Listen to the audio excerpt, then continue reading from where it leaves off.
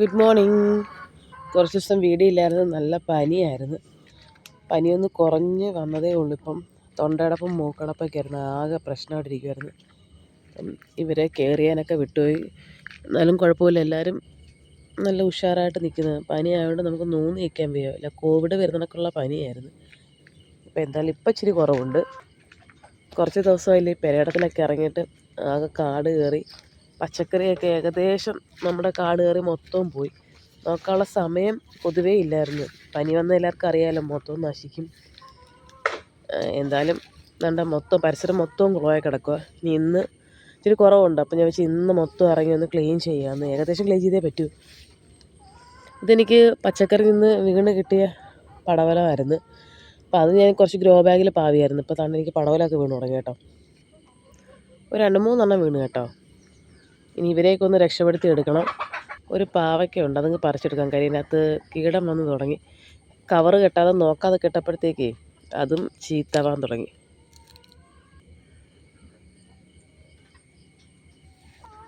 ഒരുപാട് പയർ വീണു, പക്ഷെ പയറെല്ലാം ഇപ്പം ഈ അവസ്ഥയിലാണ് കേട്ടോ.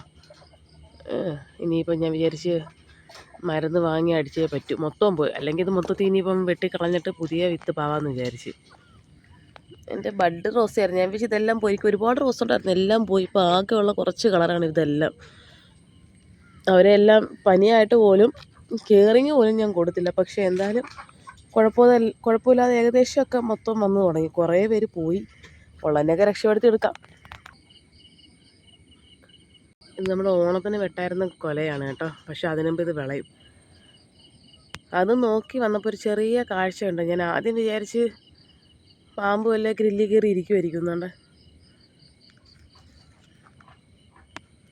ഇത് എന്തോത്തിൻ്റെയാണെന്ന് അറിയത്തില്ല. ഒരു പടമുണ്ട് കേട്ടോ.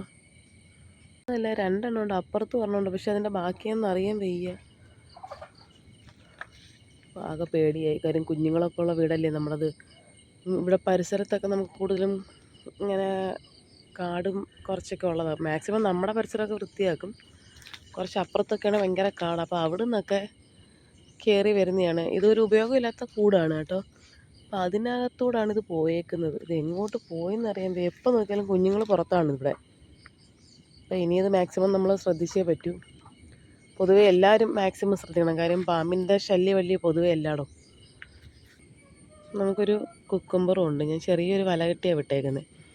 അപ്പോൾ അതൊക്കെ പിടിച്ചിട്ടുണ്ട് കേട്ടോ. അപ്പോൾ ഇന്നത്തെ വീഡിയോ ഇത്രയേ ഉള്ളൂ. അപ്പോൾ പുതിയൊരു വീഡിയോ ആയിട്ട് പനിയെല്ലാം മാറട്ടെ, നല്ലൊരു വീഡിയോ ഉടനെ വരും കേട്ടോ. അപ്പം കൂട്ടുകാരെ, വീഡിയോ ഇഷ്ടമായെങ്കിൽ ലൈക്ക് ചെയ്യുക, സപ്പോർട്ട് ചെയ്യുക, മാക്സിമം ഷെയർ ചെയ്യണേ.